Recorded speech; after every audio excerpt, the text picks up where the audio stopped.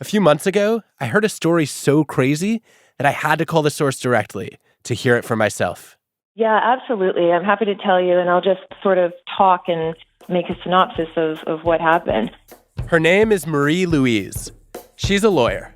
So to set the stage, I was working in the capacity as a general counsel for a multinational company, and we had just been acquired. They were merging with another firm, so she was already nervous. Who are they going to keep? Who would get fired? There was a big executive retreat to figure it out. Right before the retreat, everyone on Marie-Louise's team was asked to take a personality test. She showed up for the meeting, and the new bosses... they wanted to broadcast who was who, and they made T-shirts with their personality types, and we had to wear them. Sounds like summer camp. Summer camp from hell.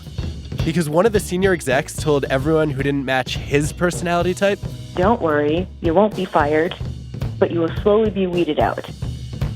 And then he laughed, and lots of others on their team laughed as well. But it was completely apparent that it wasn't a joke. people got fired for having the wrong personality.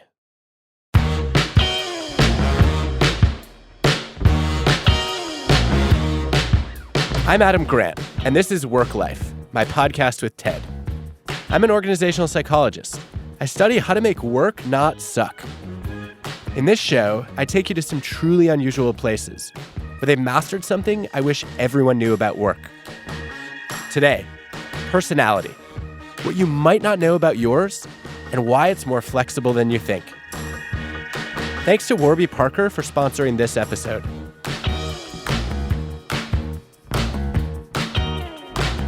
Okay, it's ridiculous to fire someone for having the wrong personality. But here's the thing. At some point in your life, you probably fired yourself for having the wrong personality.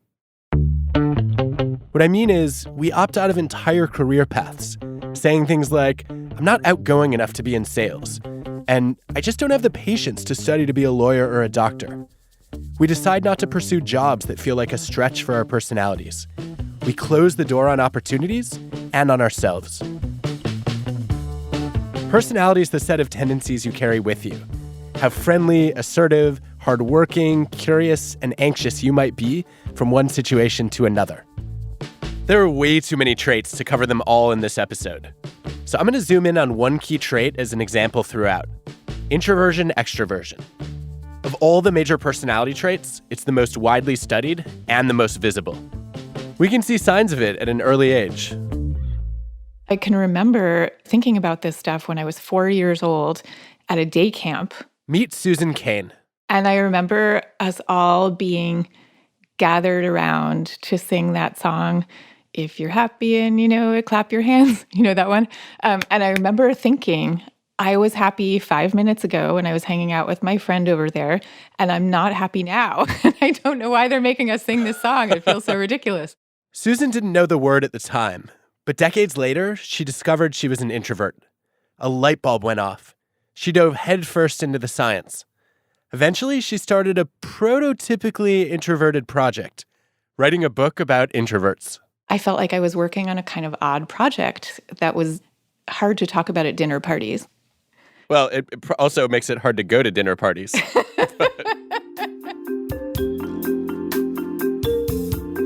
Susan's book, Quiet, ignited a national conversation about the neglected role of introverts in work and life. She learned that, like all the major traits, introversion-extroversion has roots in your physiology, your brain chemistry. Scientists have done longitudinal studies where they follow people throughout their lives, and they've started with babies as young as 4 days old. And they give sugar water to these babies to suck on. And the thing is that sugar water is a form of stimulation, just the way going to a noisy party would be. And so what you find is that the babies who salivate more in response to the sugar water, suggesting that they have a more activating kind of nervous system that reacts more to all the inputs coming in, those same babies are somewhat more likely as they grow older to be more introverted. So those same babies, when they're 2 years old and you put them in a play group of kids who they've never seen before, they're more likely to react to that scenario by freezing up and letting their nervous systems settle down as they take in all the new inputs coming at them. And it continues this way throughout their lives. It wasn't until her early 30s that Susan finally took a personality test.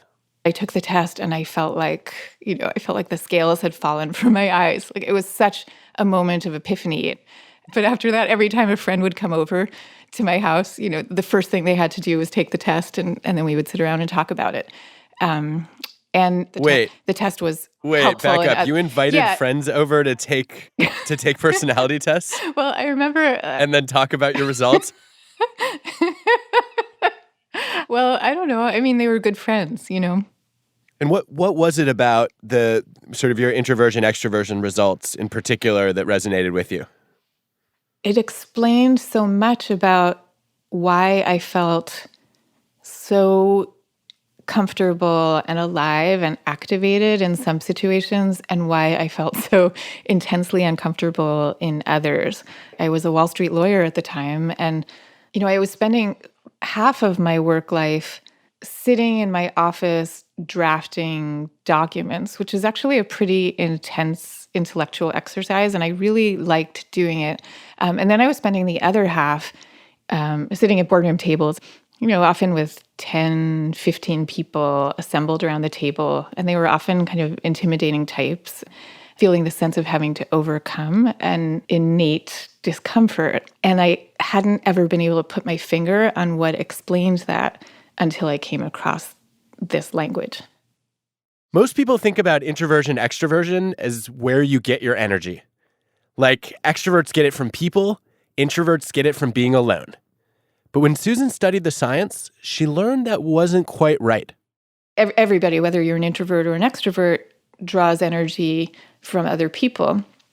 And I think that we don't make enough distinction between how many people and in what kind of a setting. Yeah. There ends up being this idea of, introverts are antisocial. And I always say, it's not that. It's just differently social. When you meet someone new, introversion, extroversion is often the very first thing you notice. You can even pick up clues in a split second before they've said a word. Hey, Allison. Yeah? Allison is my wife. What are you doing? Googling you. What'd you find? Just you in the middle of a speech or with your mouth hanging. It's always interesting to see how the people closest to you perceive your personality. Early on, Allison saw me a little differently than she does now. When you first met me, did you think I was an introvert or an extrovert? An extrovert. Why? I know. Because you're loud and physically loud. Like and what? You're, Wait, what are you talking about? Uncoordinated, and everything you do is... Uncoordinated? I was a junior Olympic springboard diver. That's all about coordination. No, that's totally different. Just because you can do a somersault in the air doesn't mean you can quietly open the refrigerator. Everything you do is noisy. Why do you think that makes me an extrovert, though? Because no introvert could ever live with themselves being that noisy. It's true. So I believe you that I'm noisy. You are. But I don't think that makes me an extrovert. I think if I were really an extrovert, you'd be complaining about all the wild parties that I was throwing. Well, I mean, that may be true, but you do like more outgoing things than I do. That's because you're more introverted than I am. Right. You can laugh about these kinds of differences with family and friends, but they can be pretty awkward in your job. To work well with other people, you need to understand their personalities, and they need to understand yours. That requires a common vocabulary, a language for talking about personality that everyone speaks. Enter personality tests. They give us that language, which is why so many companies love them. Of all the workplaces I've visited, there's one where personality tests seem to be indispensable. It's called Bain & Company, a hugely successful management consulting firm. They hire smart people to help fix other companies' problems. Mitt Romney is a former CEO there, and recently Glassdoor named them the best place to work in all of America. The leaders at Bain think personality is pretty important. So important, in fact, that before new hires even learn how to do their jobs, they learn about themselves. And I want to see how. We're in a giant ballroom in Cape Cod, Massachusetts. 150 of Bain's newest hires are here for training. My name is Sierra Stewart. Sierra is a team leader at Bain. I'm here in Cape Cod acting as a trainer at our associate consultant training session. I've got a team of about 6 students here with me that are from all around the world, and they met a couple of days ago. And so it's pretty easy for any little mismatch in personality type to kind of bubble to the surface pretty quickly. A mismatch in personality is exactly what Bain is trying to help people plan for and deal with, so they can work effectively together instead of spiraling into personal conflicts. The way that we staff teams at Bain, we typically have anywhere from maybe 5 to 7 people on a team. And so the impact of that on us is that you're pretty regularly kicking off work with a new set of people you've never worked with before. And so figuring out how to understand them is really important, and you have to do it pretty quickly. Bain uses several different personality tools. One of them is an immensely popular survey called the Myers-Briggs Type Indicator, MBTI for short. It is a tool that gives you insight into 4 dimensions of your personality.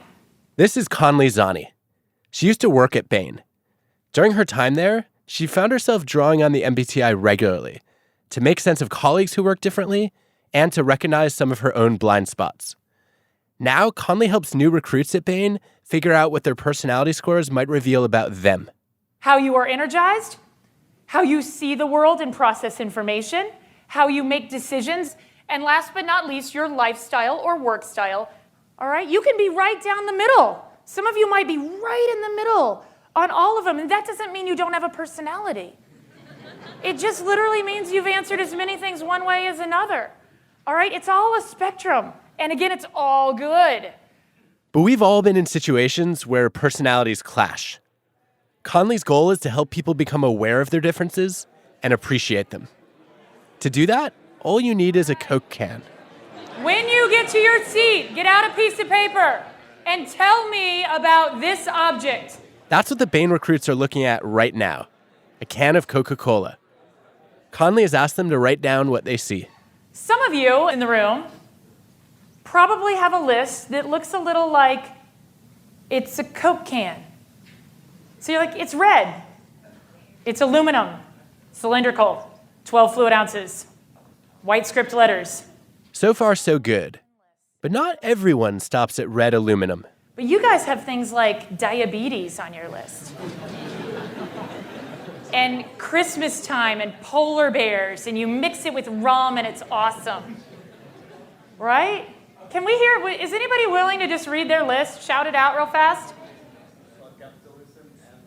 Yeah, sugar, energy, capitalism in USA. We're all looking at the exact same thing, and I say, tell me about this. And we go off in different directions. When you work closely with someone, it's critical to understand that you might be looking at the same thing, but seeing it completely differently. That's an upside of personality tests. They can help you see your blind spots. But they have a downside, too. There's something very comforting, I think, about saying, I am an extrovert. I am a thinker. I think it's tremendously seductive because it gives you such an easy language for self-definition and, by extension, for self-cultivation. This is Merve Emre, an English professor at McGill University in Montreal. She's writing a book about personality, and she finds that for some people, discovering their traits can be like a spiritual awakening. Why? Why are people so attached to it, to the point of, almost religious zeal? I think you're not wrong at all to draw the parallel between religion and type's technique of self or language of self. And I think it's really the simplicity of it, the promise of taking human relationships and human encounters that are so fraught and boiling it down to something as easy as I am something and you are something else, and that's why we interact the way that we do. I don't think we should underestimate the power that has over people's sense of self. At the beginning of her career, Merve had to take a personality test. There was a woman who came in and debriefed us on what our results were. And after that at work, our type was often used to try to anticipate how we might function in certain group settings. I was really excited by it. And I remember going up to the woman who had debriefed us afterwards and talking to her a little bit more about it, and she said, oh, you're the real sort of CEO type. I see great things in your future. And Fortune teller. Right. I mean, yes. Everything but the orb.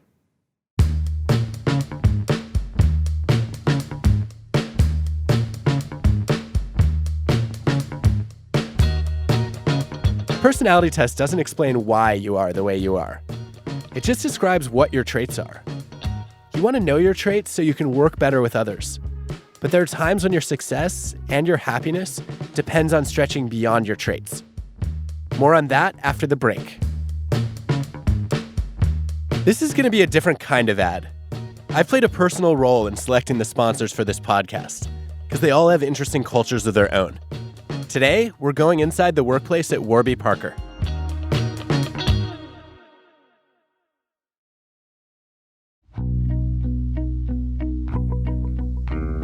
Many companies claim to have cultures of learning, but Warby Parker takes that to a whole new level. People are hungry and they want to look for what's next for themselves. At Warby Parker, they believe everyone is capable of mastering more than one role, and they encourage people to reinvent themselves with new skills. They call the philosophy learn, grow, repeat.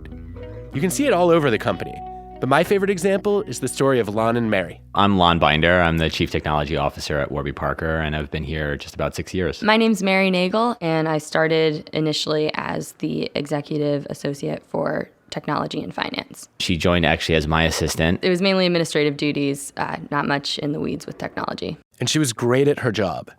But every month, Lon and Mary would talk about what she wanted to do with her career. Mary always had an analytical mind. She loved puzzles, solving things, and then one day, Lon came to her with a problem. I had an app that I was working on, and I needed somebody to help me with some bugs that were coming up in the app. I think he knew that I'd shown some interest in just, curiosity in what the engineers did for a living. And so I turned to Mary and I said, do you want to do it? With a shrug. And I was like, actually, yeah, I think that's something I'd be really interested in taking on. She did amazing. And for the technical folks in the audience, she started unrolling a loop. It took me a very long time, but I eventually was able to fix the bug, get the application working. She just figured it out. I remember just feeling this huge sense of accomplishment. She'd also developed a new passion, which is a big priority at Warby Parker. So Lon didn't say, thanks, Mary, you can go back to your executive assistant role now. Instead, he turned to her and asked, have you ever considered becoming a software engineer? And my answer was yes. And Warby also created a path for her to get there, which they do across the whole company. Mary had the time, space, and resources to pursue her dream. Now, 2 years later, Mary has gone from being an executive assistant to a full software engineer. I love it. It's like I get to go into work and solve a puzzle every single day. So at Warby Parker, there's no telling just how far Mary will go. And how long will it be until Mary has your job? Probably another month. He knows I'm coming for him. Mary isn't alone. Lon's next executive assistant went on to become a technical product manager, and many other Warby employees have made leaps into new roles too.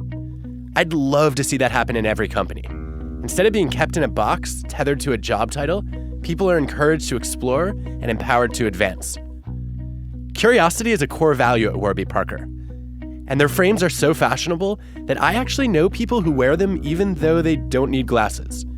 Looking for somewhere to start? Their home try-on program lets you select 5 frames to test out free for 5 days.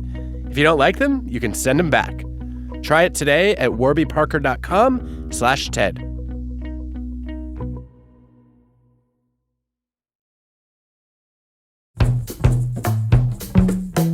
When I was in college, my roommate tried to talk me into taking a class on personality. I said it was a waste of time. I wasn't interested in studying why people are stuck the way they are. I care about how psychology can improve people's lives. Oh, it makes me giddy. And so does this guy. Brian Little is a wildly popular personality psychology professor, now at the University of Cambridge. I ended up taking his class after all, and he was so compelling that I decided to become a psychologist too. The study of personality helps bring together 2 passions of mine from the very beginning, one with the sciences and the other the arts and humanities. And to be able to study neurons and narratives in the morning and the afternoon, to me was quite intoxicating. Neurons and narratives, the biological stuff and the stories we tell ourselves. They both influence our personality. But so does the situation we're in. Studies have shown that personality, at least for some of us, shifts depending on the circumstance. For some people, being adaptable is one of their traits. It's called self-monitoring. High self-monitors are able to flex themselves to the demands of the situation. When they're at a funeral, they act funereal. When they're at a party, they act party. There are different people in different situations, what I sometimes call stand-up chameleons. They change color to suit the context.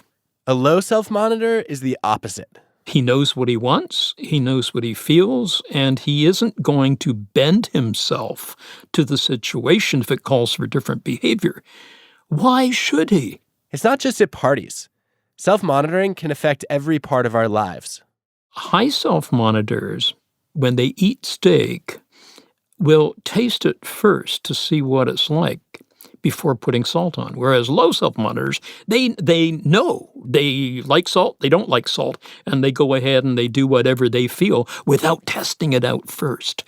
I guess the first thing that I was puzzled by in that study was that people put salt on steak, which was new to me. But I think one of the first things that self-monitoring did for me was it opened up this idea that maybe my personality isn't fixed. If I discover that I have a set of personality traits, like I'm an introvert or, I'm highly agreeable, am I stuck with those traits? No.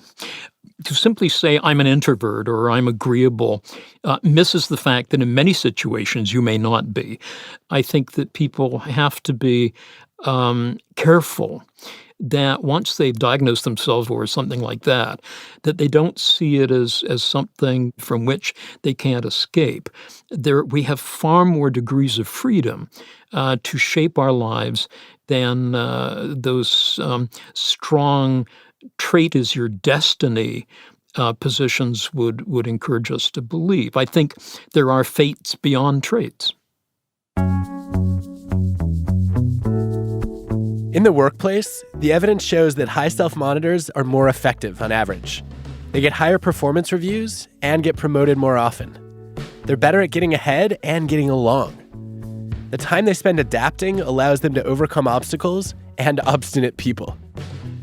Self-monitoring is all about assessing the situation and adapting. And the good news is that many of us underestimate our adaptability. Remember Susan Cain, who wrote the book Quiet? Hi, my name is Susan, and I'm an introvert. When I was in 8th grade, we were studying Macbeth. I don't think the teacher knew that I was kind of shy. She called me up to the front of the room to improvise a scene where I was going to play Lady Macbeth and my friend Rob was going to play Macbeth. And that was the kind of thing that really triggered my shyness. And so I stood up in front of the room and couldn't say a word, couldn't think.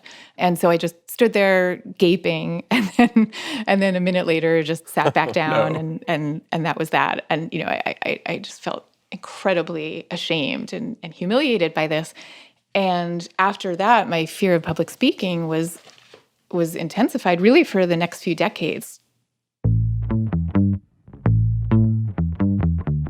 Earlier, Susan mentioned that introverts aren't antisocial. They're differently social. Psychologists tested this by texting people throughout the day to ask them how they were feeling at that moment and what they were doing. It turned out that everyone was more energized during their more social moments, even the introverts.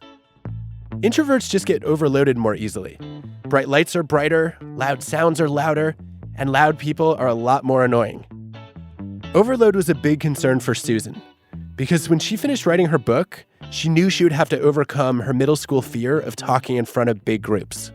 When you have a fear-inducing or horrifying thing happen to you, it gets encoded into your amygdala and in your brain. And so for the rest of your life, every time you encounter a situation like that, your amygdala is sending you the signal, get the hell out of here. So I set out on what I called my year of speaking dangerously. And I was drawing on what I knew from the psychological research, which is if you're afraid of anything, the thing to do is to expose yourself to the thing that you fear in very small and manageable doses. I remember feeling incredibly raw and exposed, and it was just incredibly unnatural. So she had to figure out how to adapt. She had gotten to know Brian Little during her deep dive into the science of introversion. She ended up drawing on his theory of acting out of character. Acting out of character is where you engage in action that runs counter to your disposition. And I think there are many reasons why we do that, but the two that are most prevalent, I believe, are we do it out of professionalism and we do it out of love. So it's a call to stand up, lean in, be what you may be afraid to admit could be disingenuous, but isn't disingenuous. Acting out of character often feels inauthentic, but that feeling doesn't hold you back when you're pursuing a passion.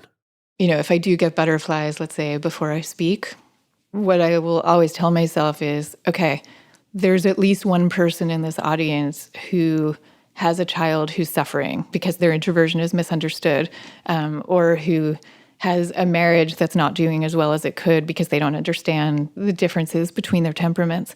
And if I can reach just one person and make that life better, then it's worth it, all the butterflies in the world.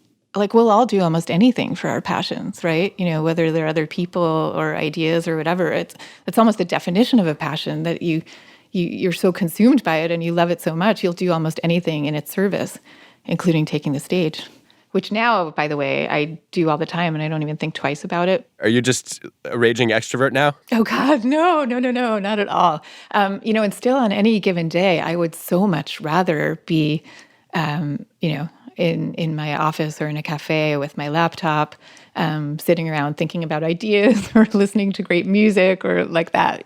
That's really my sweet spot. For Susan, that sweet spot is way over on the introverted end of the spectrum. In the US, about a quarter of the population is the opposite, on the extroverted end, which is where about half of all leaders and managers are. But many people are somewhere in the middle.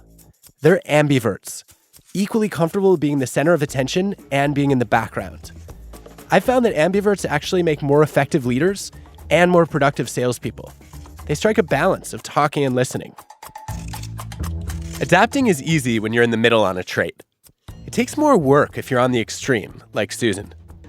The goal is not to change your personality. It's to expand your comfort zone. And that means sometimes you need to recharge. Brian Little encourages us all to find our restorative niches, places you can go or projects you can do to reorient. For Susan, it's sitting in a coffee shop or listening to music. So she works well with people who give her that space. That's what coworkers should be doing with each other, right? Like it should be, everybody understands who the other is. You can kind of joke around about it and accommodate each other, and then it all becomes no big deal. And that way, everybody's getting their restorative niches because I think we'll gladly grant each other those niches once we understand why they're needed. So how can you make that happen in your job? As weird as it might sound, it can actually help to talk about personality with your colleagues. To find out how to have that conversation, I went back to Bain, the management consulting firm with the Coke can exercise. They have a creative way of making personality useful when a team comes together. We are doing a new project every few months with a new team. And so the ability to get a new team up to speed very quickly and kind of get over the initial hurdles of working styles is extremely important. Or Skolnick is a principal at Bain. When he kicks off a new project, he gives everyone a sheet of paper. Just a one-page overview of working with me. And actually, it's written by people who have formerly worked with me. He asks his colleagues to describe his personality and the most effective ways to work with him. Think of it as an operating manual, kind of like the one in the glove compartment of your car, only for a human instead. And pretty much everyone now at least has something that they've written to say, sort of, here is my preferences, here's what I do well, what I don't do well, what I'm working on, just so you know when you start working with me. I think it's brilliant to do that, and I'm kind of stunned that every manager on earth doesn't do it. Yeah. It's like, those are the things you would learn in 6 months of working with you anyway. Absolutely. Why would I not want to know them on day one? Do you ever see things on there that you don't like about yourself? I do. And what do? Are you like, yeah, I'm going to edit that out, or what? No, the truth is something I do that might be annoying to one team member is actually the best part about working with me to another team member. So I think, again, it's all about just saying, let's have a conversation about it to figure out how we can be most productive.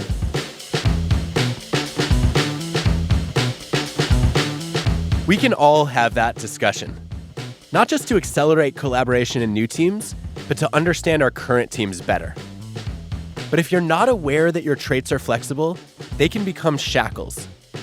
So often, we chain ourselves to who we were at summer camp or how we failed in middle school. I think personality should be more of an anchor. It gives you the freedom to pursue new possibilities without drifting too far away from your place. Your personality matters, but your ability to adapt matters more. Who you become is not about the traits you have. It's about what you decide to do with them.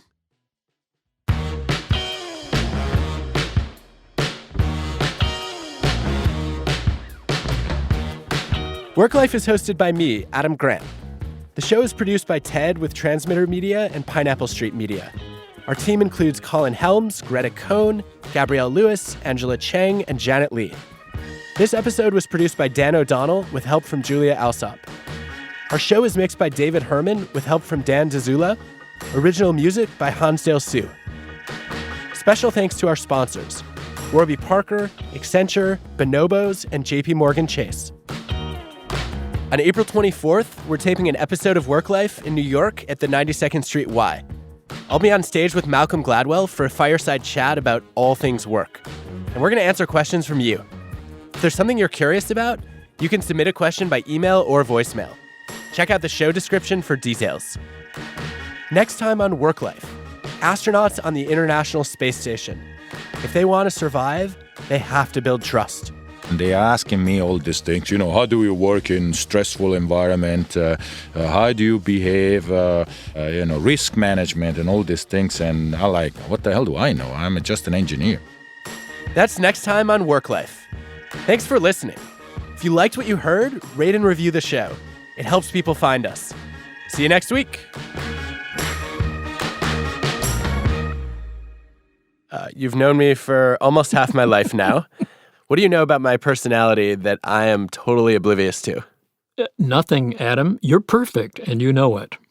This is Brian Little signing off, and thank you. Oh, and for the record, I'm not a fan of the Myers-Briggs. It suffers from so many problems that a few years ago, I actually wrote a public breakup letter. MBTI, if you want me back, you need to change too. If you're looking for a more scientifically rigorous option, try the Hogan Personality Inventory or the Hexaco Personality Inventory.